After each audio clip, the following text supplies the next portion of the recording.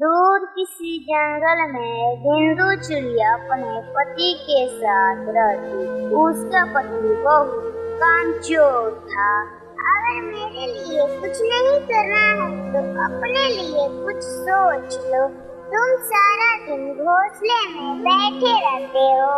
मैं अकेले ही सारी जिम्मेदारी कैसे पूरी करूं? ना तो तुम अंडों की हिफाजत करते हो और नहीं दाना लेने जाते हो। आखिर मैं क्या करूं? अपने आने वाले बच्चों को तो ख्याल करो। बिंदु चिड़िया हर वक्त अपने पति से लड़ाई करती रहती है। वो बिंदु की एक भी ना सुनता। मैं अभी जवान हूँ, मुझे किसी भी सहारे की जरूरत नहीं है और मुझसे नहीं होते काम वाम। ज्यादा चूचू मत करो मेरे सामने। एक दिन तुम इस वक्त को सोचकर बहुत पछताओगे। जब हम बूढ़े हो जाते हैं तो ये बच्चे ही हमारे काम आते हैं। तुम्हारे वजह से ही पहले ही मेरे 2 अंडे चील खा गई थी, लेकिन इस दफा मैं ही सिर्फ अपने लिए ही लाया करूंगी। तुम्हें अपना व्यवस्था खुद से करना पड़ेगा। मैं अपना सारा समय अंडों के लिए लगाऊंगी। बिंदु चिड़िया सारा दिन दाना की तलाश में रहती है और अपना अंडों की हिफाजत करती है। उसका पति उसकी बिल्कुल भी मदद नहीं करता है। समय करीब आ गया है। मुझे लगता है थोड़ी दिन में ही हमारे बच्चे अंडे से बाहर निकल आएंगे। अब इन्हें गरमाइश की ज्यादा जरूरत है। मेरी बात मान लो। तुम दाना की तलाश में बाहर निकलो और अपने परिवार का ख्याल करो। लेकिन उसका पति दाना लेने जाता भी तो नदी के किनारे बैठा रहता और मौज मस्ती करके वापस आ जाता। मेरे लिए कुछ लाए हो? नहीं, आज तो मुझे बड़ी मुश्किल से दाना मिला था। मेरा खुद का पेट नहीं भरा है। बिंदु सुबह से अंडों पर बैठी हुई थी और इस इंतजार में थी कि उसका पति उसके लिए कुछ खाने को लाएगा, लेकिन वो खाली हाथ आ गया था। मुझे कुछ करना होगा। मुझे अपने बच्चों के लिए खुद को जिंदा रखना होगा। बेचारी बिंदु भूख से मर रही थी, लेकिन घोंसले में खाने को कुछ नहीं था।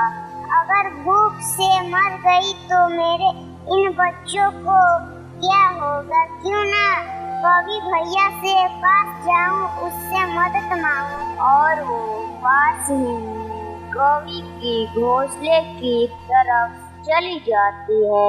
कौवे भैया बोलो, पथ कौवे भैया, आपको तो पता है मेरा पति कुछ काम नहीं करता है।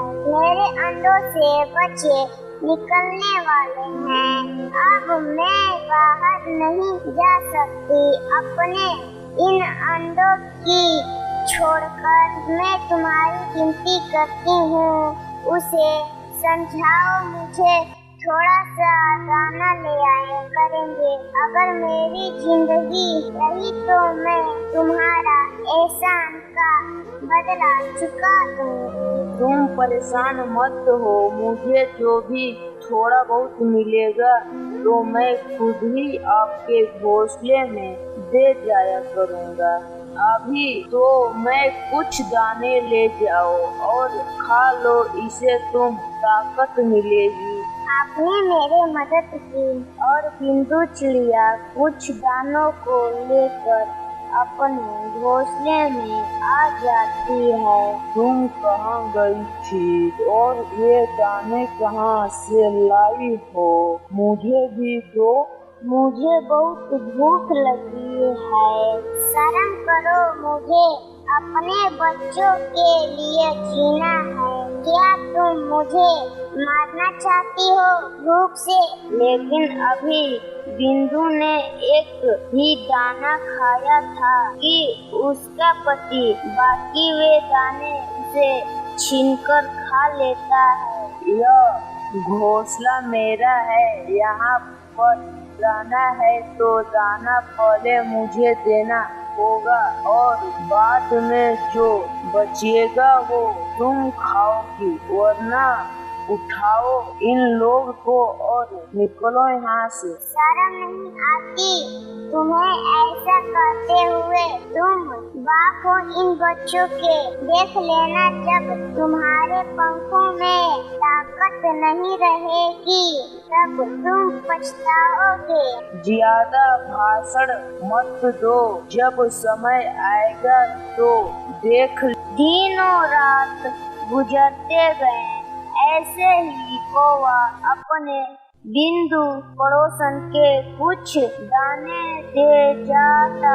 उसमें से आधा दाने उसका पति खा लेता है और जो बचता वो बेचारी बिंदु खाकर अपना गुजारा करती है।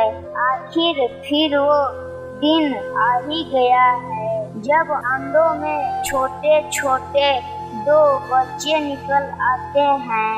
अंडों से मेरे बच्चे कितने प्यारे हैं। बिंदु बहुत खुश थी, लेकिन शाम को ही उसके पति ने उसे लड़ाई करने शुरू कर दिया था। मुझे भूख लगी है, मुझे पता नहीं कि दाना कहाँ से मिलता है। तुम जाओ और मेरे लिए दाना खोजकर ले आओ। मेरे बच्चों का पहला दिन है, मैं इन्हें कैसे छोड़कर जा सकती हूँ? अगर तुम ये नहीं कर सकती हो तो निकलो मेरे घर से। मुझ पर दया करो और अपनी इन बच्चों की तरफ देखो। हम ऐसे रात में कहाँ जाएंगे? मुझे नहीं पता, अब तुम निकलो यहाँ से, ये मेरा आखिरी फैसला है। और उसका पति रात में बिंदु को निकाल देता है। बिंदु अपने छोटे छोटे बच्चे को लेकर अपने मंदिर के तरफ चल देती है। चलते चलते वो बहुत दूर चली जाती है और अचानक से उसको एक पेड़ पर खाली घोंसला नजर आता है। शायद इसे कोई पक्षी छोड़कर चला गया हो। क्यों ना इसे ही मैं अपना घर बना लूं? और भी वहीं पर बसेरा करती है। बिंदु बहुत मेहनत से अपने बच्चे के लिए दाना लाती है। एक बार की सारा समय अपने बच्चों की हिफाजत में गुजारती है। समय गुजरता गया और उसके बच्चे बड़े हो गए। अम्मा कितना काम करती हो हमारे लिए। अब कल से हम भी जाया करेंगे आपके साथ मदद करने। क्यों नहीं? बेटा जब बड़े हो जाते हैं तो माँ बाप का सहारा होते हैं। लेकिन मम्मा हमारा पापा कहाँ है? बस बेटा तुम्हें पता, तुम्हारे पापा ने रात को घर से मुझे निकाल दिया था जब तुम सिर्फ 2 दिन के थे। लेकिन मम्मा प्लीज एक बार वो घर दिखा दो ना जहाँ हम पैदा हुए थे। ठीक है, जब तुम जिद करते हो तो आज हम उसी तरफ जाएंगे। और रानू चिड़िया रानी के घर की तरफ चल देती हैं। जल्द ही वो पहुंच जाती हैं। वो सामने है घोंसला जहाँ पर तुम पैदा हुए थे। जाओ जाके देख आओ। मैं नहीं जाऊंगी वहाँ।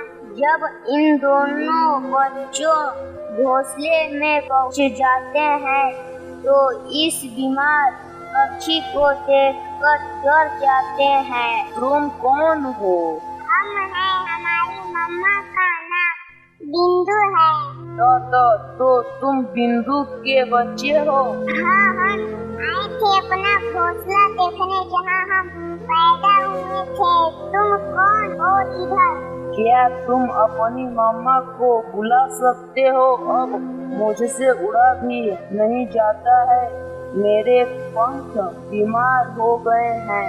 बच्चों के वापस न आने पर बिंदु चिड़िया वापस आ जाती है। बिंदु को देखकर उसका पति रोने लग जाता है। मुझे माफ कर दो बिंदु, मैंने बहुत जुल्म किया है तुम्हें। अब तुम इतना जान लो कि मेरी जिंदगी खुशियों से भरी हुई है।